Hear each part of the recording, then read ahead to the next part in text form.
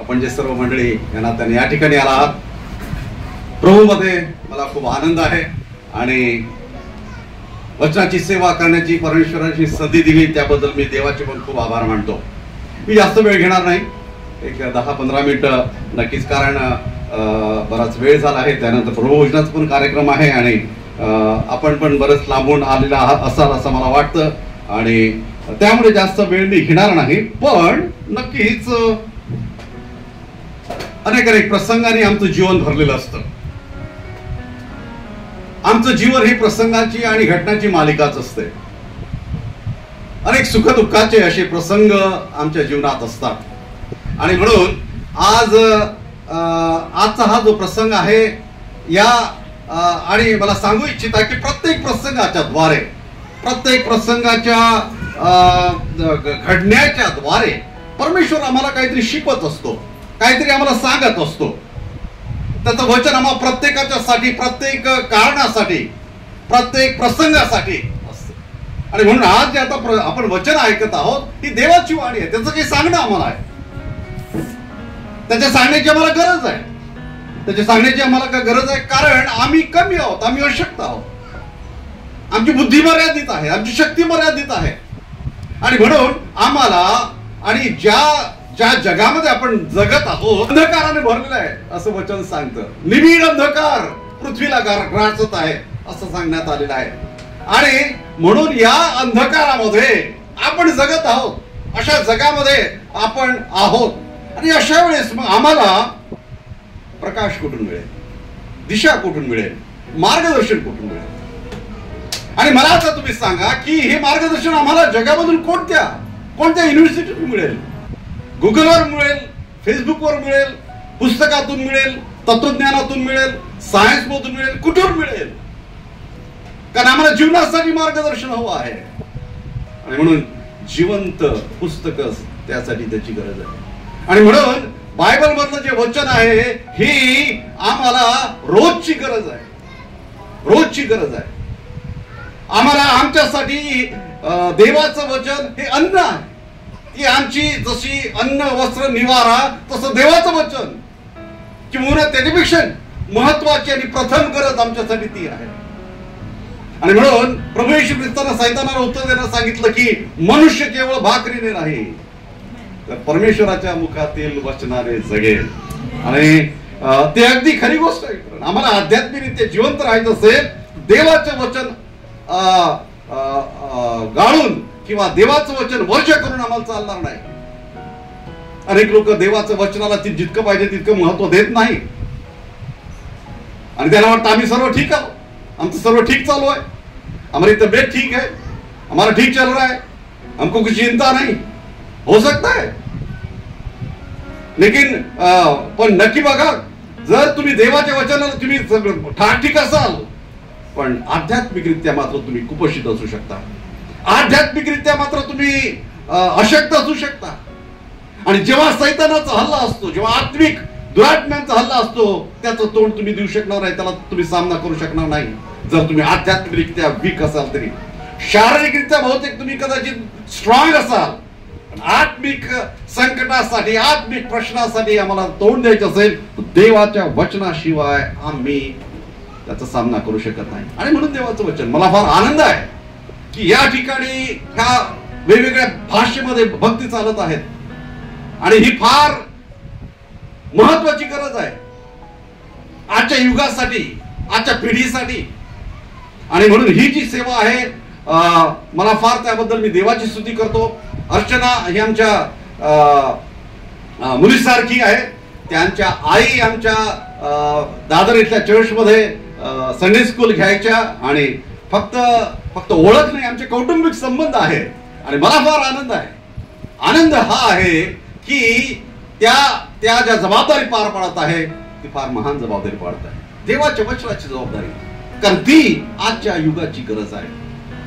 आज मला खूप आनंद आहे कारण परमेश्वराने इथपर्यंत त्यांना सांभाळलेला आहे आणि नक्कीच आज हा आनंदाचा आणि आशीर्वादाचा दिवस आहे. एक वचन किंवा दोन वचन मी बघूया आणि त्यानंतर मी जास्त नक्कीच वेळ घेणार. 118 स्तोत्र संहितामध्ये, स्तोत्र संहिता, भजन संहिता 118 आणि 24 वचन कृपा कुमारचा.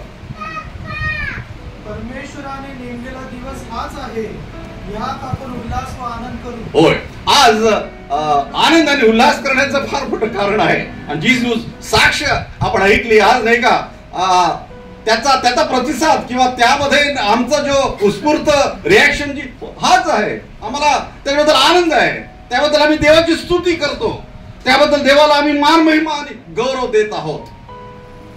आणि त्याचं कारण, आणि म्हणून 21 वचन कृपा कुर्बाचा त्यामध्ये काय लिहिलंय त्याचं कारण. तू माझे ऐकले आहे. नाही, 23 वचन, 24 वचन आपण वाचलं. ही परमेश्वराची करणी आहे, ती आमच्या दृष्टीने अद्भुत आहे. होय, हालेलुया. ही परमेश्वराची करणी आहे. जे परमेश्वराने आमच्या जीवनात घडवलेलं आहे, हे आमच्या शक्तीने नाही, आमच्या युक्तीने नाही, आमच्या बुद्धीने नाही. नक्कीच परमेश्वराने सर्व गोष्टी आम्हाला दिलेल्या आहेत, नाही असं नाही.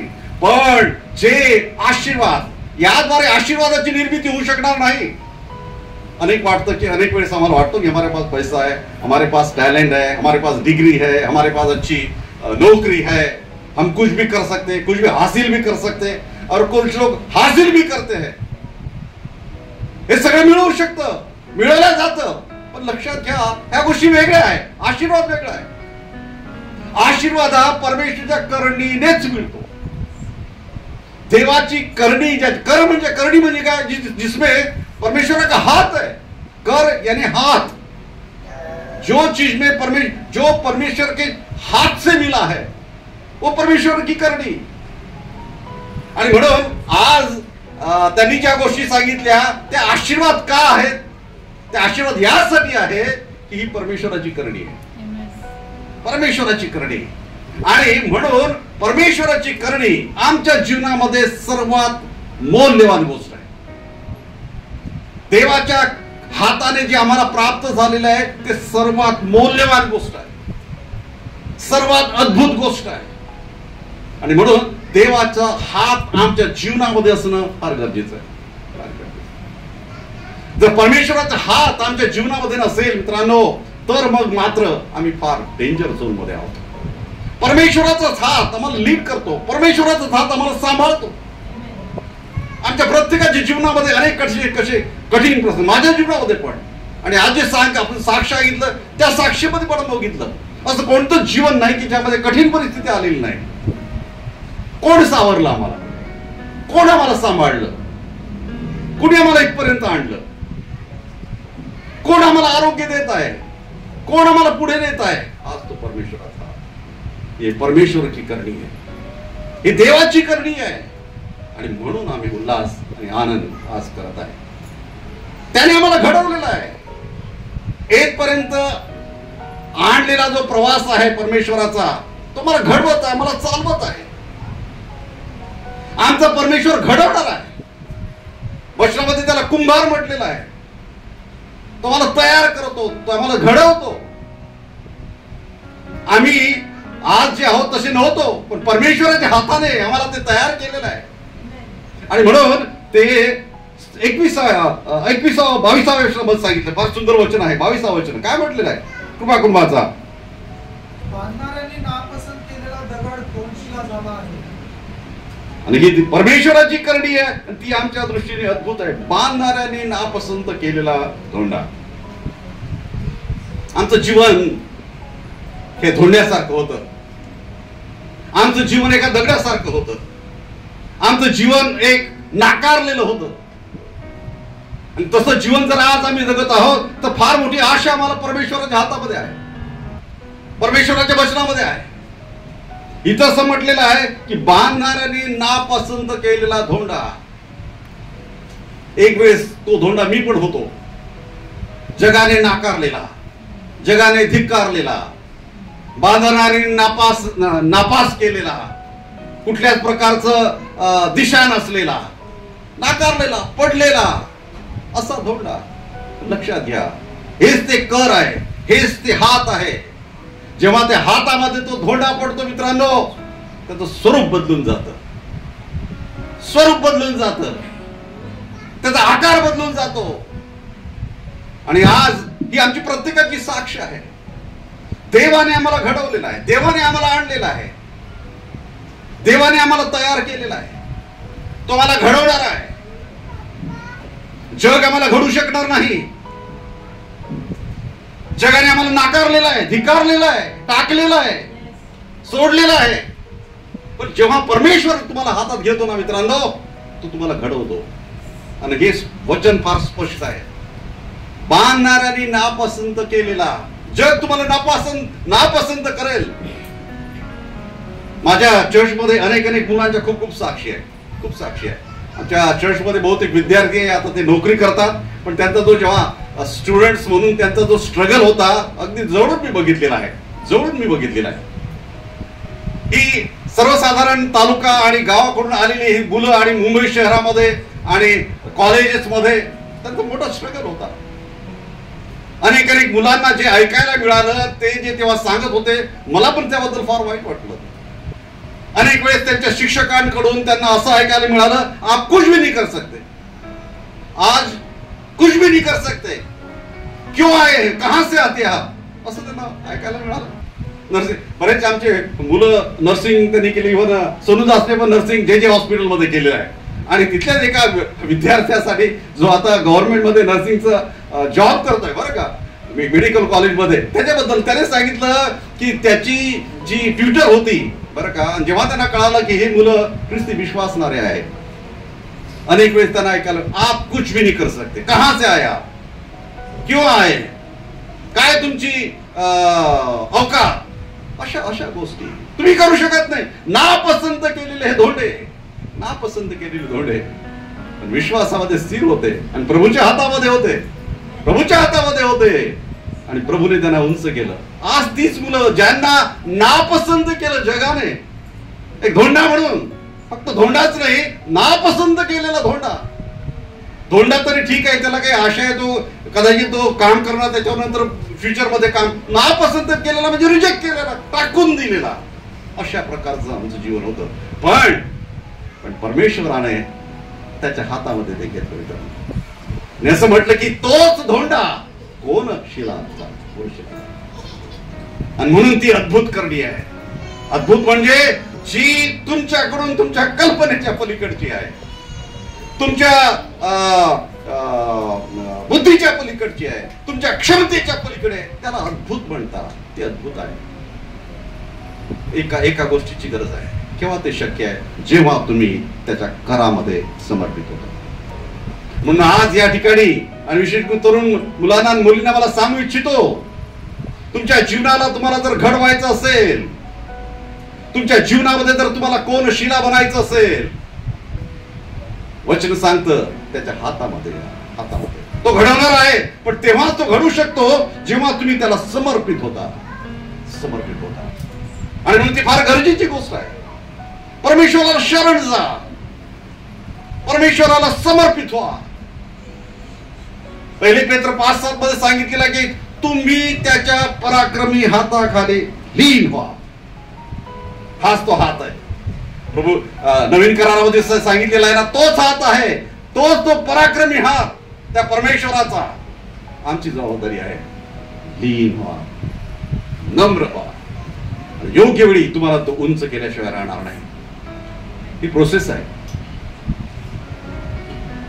15 वर्षाची मी ऐकलं का, 15 वर्ष वाट पावली, 15 वर्ष परमेश्वर घडवत होता, तयार करत होता. एक धोंडा आहे आणि त्या धोंड्यातून परमेश्वराने कोण शिला निर्माण केलेला आहे. मला सांगू द्या, इथे बसलेले प्रत्येक बंधू भगिनींनो, तुम्ही परमेश्वराचे लेकर आहात. परमेश्वराचे तुम्ही लेकर आहात, परमेश्वराची संतान आप हो. भले ही आज आपको रखता हूं कि मेरी क्या जगह है, मेरी क्या पहचान है, लेकिन ध्यान में रखो, जसं इथे सांगितलं की प्रत्येक नापसंत केलेल्या धोंड्यामध्ये कोण शिला दडलेली आहे.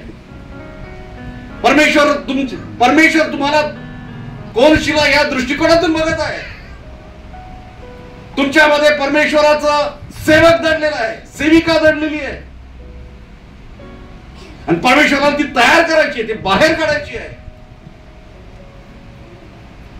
प्रोसेस आहे. पहिली आवश्यक गोष्ट की त्यामध्ये त्याच्या हातामध्ये लीन व्हा, समर्पित व्हा, त्याच्या हातामध्ये टिकून राहा. तो तुम्हाला घडवत आहे. कोणतीही प्रोसेस आहे कठीण असते, टिकून राहणं कठीण असतं. एक धोंड्याला कोनशिला बनवणं हे काही लगेच घडणारी गोष्ट नाही आहे. तुम्हाला त्याच्या हातात राहावं लागेल, टिकून राहावं लागेल. परमेश्वर काय करतो माहिती आहे? परमेश्वर काय करतोय? नको असलेल्या गोष्टी काढून टाकतो, नको असलेल्या गोष्टी काढून टाकतो. मला एक उदाहरण आठवतं. एक शिल्प बनवणारा शिल्पकार होता. एक शिल्प बनानेवाला एक शिल्पकार होता आणि फार सुंदर असे शिल्प तो बनवायचा. मार्बल मधून, दगडामधून आणि त्यामधून तो ते बघण्यासाठी अनेक लोक यायचे ते शिल्प बनवण्यासाठी. सुंदर कला त्याच्या हातामध्ये होती आणि काही लोक बघायला आले. त्याचे संपूर्ण त्याची जी आर्ट गॅलरी होती त्यामध्ये सुंदर सुंदर शिल्प त्याला बघायला आले आणि त्यांनी त्या शिल्पकाराला विचारलं की कसं तुम्ही घडवता, कसं तुम्हाला हे येतं, कसं तुम्हाला जमतं, अशा या ओबडधोबड धोंड्यामधून तुम्ही शिल्प बनवतात, हे असं कसं तुम्हाला जमतं? आणि त्याने सांगितलं सोपं आहे, माझ्या बरोबर या. आणि म्हणून त्याच्या आर्ट गॅलरीच्या मागे एका कोपऱ्यात तो त्यांना घेऊन गेला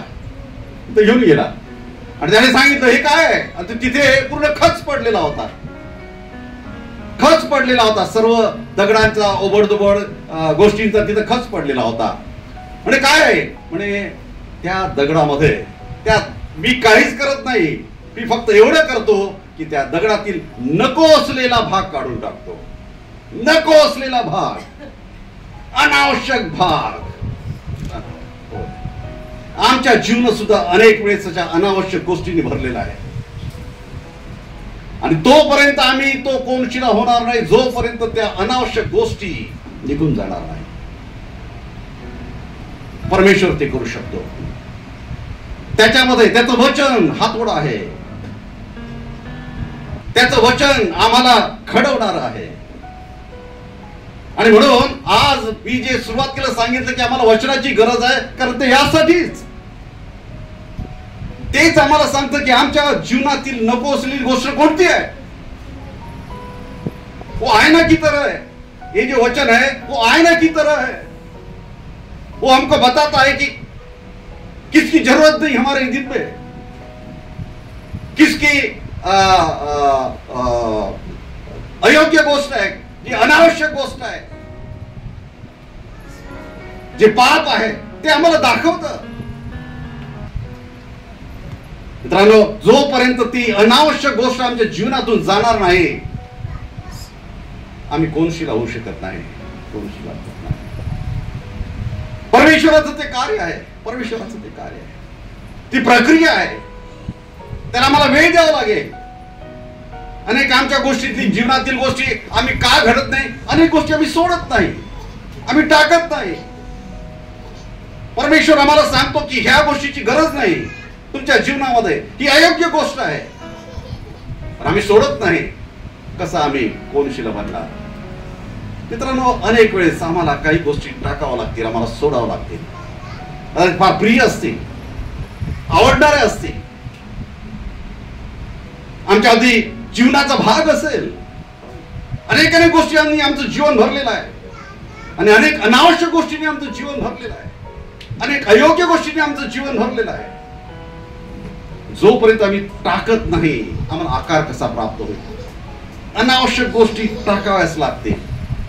आणि म्हणून परमेश्वर जर सांगत आहे आम्हाला की हे मुला, हे मुली, ही गोष्ट आहे, जोपर्यंत हे निघत नाही मित्रांनो आम्ही घडणार नाही. बांधणाऱ्यांनी नापसंत केलेला धोंडा तेव्हाच कोणशिला होऊ शकतो जेव्हा त्यातील अनावश्यक गोष्ट, अनावश्यक भाग, अनावश्यक एखादी जागा, अनावश्यक एखादा विचार, अनावश्यक अयोग्य असं एखादा रिलेशनशिप, फ्रेंडशिप. हे युग आहे फ्रेंडशिपचं आहे, हे रिलेशन्स आहे. अनेक अनेक प्रकारे या सर्व गोष्टींनी आम्ही बांधलेलो आहे. कदाचित तो घडवणारा म्हणतो की ही फ्रेंडशिप, हे रिलेशन, ही जागा, हे ठिकाण कदाचित परमेश्वर सांगतो आम्हाला, आणि जोपर्यंत आम्ही ते काढत नाही आम्ही कोनशीला बनणार नाही. प्रत्येकाच्या साठी देवाच्या मनात एक योजना आहे, प्लॅन आहे, एक आकार आहे, एक जबाबदारी आहे, एक योजना आहे, एक सेवा आहे प्रत्येकाच्या जीवनासाठी. आम्ही त्याचे लेकर आहोत मित्रांनो.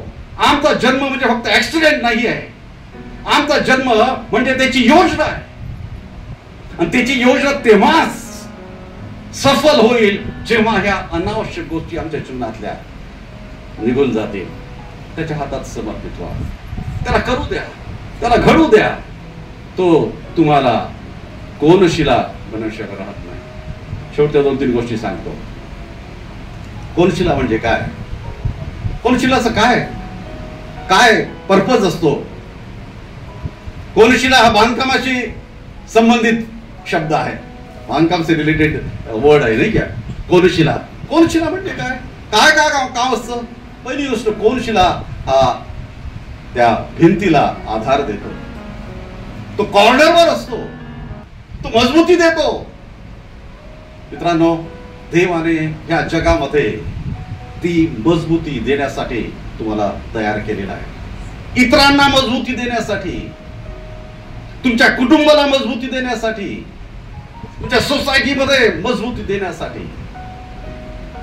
कोनशिला हे सौंदर्य देण्यासाठी असतं. प्रत्येक जी भिंत असते किंवा इमारत असते त्याला कोनशिला म्हणजे कोपऱ्यावरचा दगड, किंवा कधी कधी त्याला की स्टोन सुद्धा म्हणतात. मी इंजिनिअरिंग बॅकग्राऊंडचाच आहे म्हणून मला हे शब्द मला माहित आहे. की स्टोन म्हणजे जेव्हा कमान असते त्या कमानाच्या मध्यभागी जो असतो, इकडून पण दगड असतात, इकडून पण दगड असतात, आणि सेंटरला एक दगड असतो बरं का, त्याला की स्टोन म्हणतात. की स्टोन, तुम्ही की स्टोन आहात. त्याचं काम काय असतं माहित आहे का, तो लोड घेतो. तो जर की स्टोन काढला, ती कमान असते ना, दगडाची जी कमान असते त्याच्यामध्ये स्टील नसतं, त्याच्यामध्ये दुसरं काही लोखंडी भाग नसतो, पूर्ण दगड असतं. ते राहतं कसं, की स्टोन मुळे, त्या कॉर्नर स्टोन मुळे. कशा काय काम, तो ओझं वाढणार आहे, तो लोड घेतो. मित्रांनो, देवाने तुम्हाला ती जबाबदारी दिली आहे. इतरांची ओझी व्हा, इतरांना सहकार्य करा, इतरांना बांधून ठेवा. त्याचा तो पर्पज आहे. जेव्हा कोनशिला घडतो मित्रांनो, त्याचा आकार बदलून जातो, त्याचा काय म्हणतात त्याला, जे डायमेन्शन्स असतात ते बदलून जातात, त्याचं ओरिएंटेशन बदलून जातं, त्याचं स्थान बदलून जातं. देव तो करणार आहे. म्हणून आज जर आम्ही समजतो की आम्ही कुठेतरी टाकलेले आहोत, आम्ही कमी आहोत, मित्रांनो त्याच्या हातात समर्पित व्हा, तो तुम्हाला घडवणार आहे.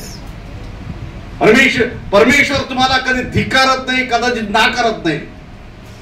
बांधणाऱ्यांनी कदाचित नाकारलेला आहे, परमेश्वर कधीही नाकारत नाही. मित्रांनो, अनेक वेळेस आम्हाला वाटतं की काय आमचं जीवन आहे, कसं आम्ही कुठे आहोत, आम्हाला काही आशा आहे की नाही. आज परमेश्वर ख्रिस्त म्हणतो की अहो भाराक्रांत जन हो, ओझ्याने लादलेले तुम्ही सर्व माझ्याकडे या.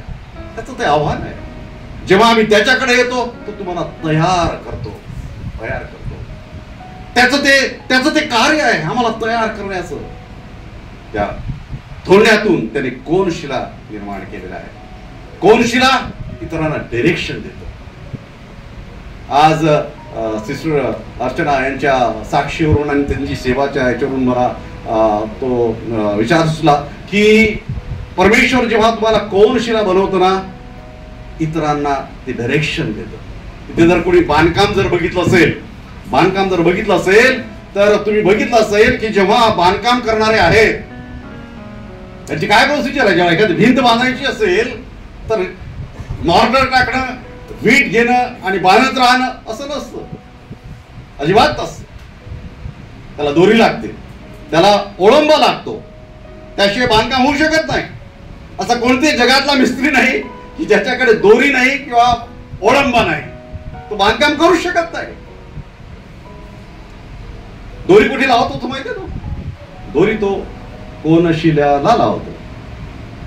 पहिले तो कोनशिला ठेवतो या बाजूला एक आणि या बाजूला एक. तुम्ही जर बघितलं असेल तर आठवून बघा, तो या ठिकाणी एक कोनशिला ठेवतो आणि या ठिकाणी एक कोनशिला ठेवतो. त्याला दोरी बांधतो आणि नंतर बाकी विटा त्या दोरीनुसार. मित्रांनो, कोनशिला तुमचं आणि माझं काम परमेश्वराने या जगावर ती जबाबदारी दिली. या जगामध्ये तुम्ही कोनशिला आहेत म्हणजे काय? तुम्ही दिशा देणारे आहात, इतरांना दिशा देणारे. त्याप्रमाणे इतर रचना होते. देवाने तुम्हाला दिशा देण्यासाठी ठेवलेला आहे, मार्ग देण्यासाठी ठेवलेला आहे. तो बांधणारा त्याला दोरी लावतो आणि त्यानुसार बाकी विटा अरेंज केल्या जातात. तुमचं आणि माझं जीवन मित्रांनो त्यासाठी ठेवलेलं आहे. त्यासाठी परमेश्वराने तुम्हाला या जगामध्ये ठेवलेलं आहे. त्यासाठी तुम्हाला घडवलेलं आहे. आम्ही कुठेही असा आमचे प्रोफेशन्स वेगळे आहेत. या ठिकाणी मला पूर्ण आशा आहे की वेगवेगळ्या प्रोफेशन मधून, वेगवेगळ्या फील्ड मधून तुम्ही आहात. कोणी मेडिकल फील्ड मध्ये असेल, IT फील्ड मधले असतील, कॉर्पोरेट क्षेत्रामधले असतील, वेगवेगळ्या टीचिंग जॉब असेल, कोणी हाऊस वाईफ असतील. कोणत्या क्षेत्रामध्ये तुम्ही असा, देवाने त्या ठिकाणी तुम्हाला दिशा देण्यासाठी तुम्ही दिशादर्शक आहात, तुम्ही आदर्श आहात. जेव्हा परमेश्वर तुम्हाला घडवतो ते कार्य परमेश्वराने तुम्हाला दिलेलं आहे. त्याद्वारे ख्रिस्त इतरांना कळतो. तुमच्या जीवनाकडे बघून इतरांना दिशा मिळते. आणि म्हणून प्रभू येशू ख्रिस्ताने त्याच्या विश्वासणाऱ्यांना काय म्हटलेलं आहे? जगाचा प्रकाश म्हटलेला आहे. इतरांना प्रकाश देण्यासाठी. तुम्हाला आणि मला प्रभू येशू ख्रिस्ताने काय म्हटलेलं आहे? जगाचं मीठ म्हटलेलं आहे. मीठ म्हणजे काय? चव देण्यासाठी. का चव? कारण जग बेचव झालेलं आहे. जगामध्ये टेस्ट राहिली नाहीये. आणि मला एक सांगू द्या, जग बेचव मधून अधिक बेचव होत चाललेलं आहे. मागील इतिहास तुम्ही बघितला, तुम्हाला नक्कीच मिळेल. आणि अनेक लोक म्हणतात, अरे बरं मागचा काळ बरा होता. हे काय आहे? हे काय आहे? जग अंधारातून अधिक अंधाराकडे जात आहे. अंधारातून निबिड अंधकार, बायबल मधला शब्द आहे तो. आणि किती तंतोतंत जगाचं वर्णन आहे की निबिड अंधकार जगाला ग्रासत आहे. काय अंधकार आहे? अरे बापरे, कल्पना करू शकत नाही मी. जगामध्ये जो अंधकार आम्ही बघतो, अनेक वेळेस आम्हाला माहित पण नाही अशा जगातल्या गोष्टी आहेत, असे गुन्हे घडत आहेत, अशा बातम्या येत आहेत. आणि मग आपल्याला वाटतं की कुठे चाललं हे जग? मित्रांनो, देवाने तुम्हाला त्या जगामध्ये मीठ म्हणून ठेवलेला आहे, प्रकाश म्हणून ठेवलेला आहे, कोनशिला म्हणून ठेवलेला आहे. अशासाठी जगाने तुमच्याकडे बघून त्यांना ख्रिस्ताचा मार्ग कळावा. तुम्ही ते चॅनल आहात, तुम्ही ते माध्यम आहात. देव तसंच ऑपरेट होतो जगामध्ये. त्यासाठी तुम्हाला त्याने ठेवलेलं आहे, तयार केलेलं आहे. कोनशिला फक्त शोभेची वस्तू नाही, ती या जगाला मजबूती देण्यासाठी, या जगाला दिशा देण्यासाठी आहे, डायरेक्शन देण्यासाठी आहे. आणि म्हणून जर आज आम्ही परमेश्वराच्या हातामध्ये आहोत, आनंदाची गोष्ट आहे, आशेची गोष्ट आहे. तो तुम्हाला तयार करत आहे, तो तयार करणार आहे. आणि परमेश्वर तयार करत आहे आणि तुम्हाला उपयोगी करत आहे. आपलं जीवन जर आम्ही त्याप्रमाणे उपयोगी नाही मित्रांनो, तर मग मात्र आमचं जीवन निरुपयोगी आहे. त्याने मला तयार केलं आहे, ते आम्हाला घडवलेलं आहे, आम्हाला त्याने आशीर्वादित केलेलं आहे. अनेक लोकांना चांगला जॉब देऊन आशीर्वादित केलेला आहे, चांगलं शिक्षण देऊन आशीर्वादित केलेलं आहे. पण जोपर्यंत आम्ही त्याच्यासाठी उपयोगी नाही मित्रांनो, ते व्यर्थ होऊ शकतं, आमचं जीवन व्यर्थ होऊ शकतं. आणि म्हणून हे जे वचन आहे त्या वचनासाठी आणि त्याप्रमाणे पहिली गोष्ट त्याला आपण समर्पित होऊया, त्याला आमचा ताबा देऊया. अनेक वेळेस काय होतं की आम्ही त्याला पूर्ण समर्पित होत नाही. जर आम्हाला घडायचं आहे तर तो घडवणारा जो आहे, जोपर्यंत तो पूर्ण दगड त्याच्या हातात येणार नाही कसा का घडू शकेल. आम्हाला जर घडायचं आहे पूर्ण समर्पण, आमच्या मनाचं, आमच्या विचारांचं, आमच्या कृतीचं, आमच्या शरीराचं पूर्ण समर्पण जेव्हा आम्ही करतो मित्रांनो, तो नक्कीच तुमच्या जीवनातून एक सुंदर जीवन तयार केल्याशिवाय राहणार नाही.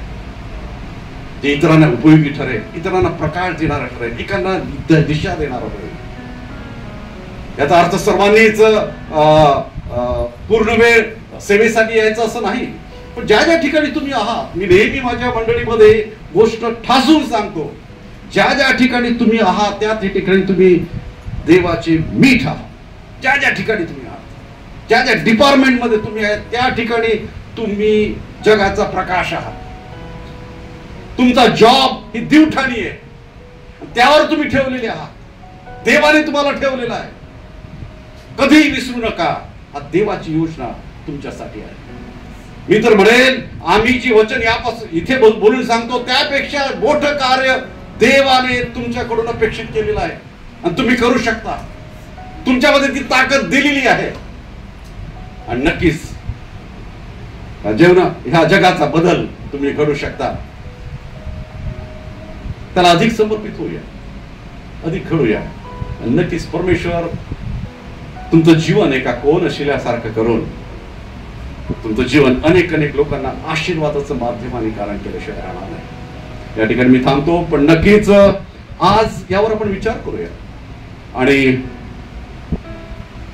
परमेश्वरासाठी आम्ही किती उपयोगी आहोत, किती उपयुक्त आहे आमचं जीवन, तर विचार करू आणि त्याप्रमाणे अधिक आणि अधिक परमेश्वराला समर्पित होऊन आमचं जीवन देवाच्या कार्यासाठी परमेश्वराला करू देऊया. देव करू हे सुंदर वचन जे आहेत येणाऱ्या दिवसांमध्ये आपल्या सर्वांसाठी परमेश्वर आशीर्वादित करो.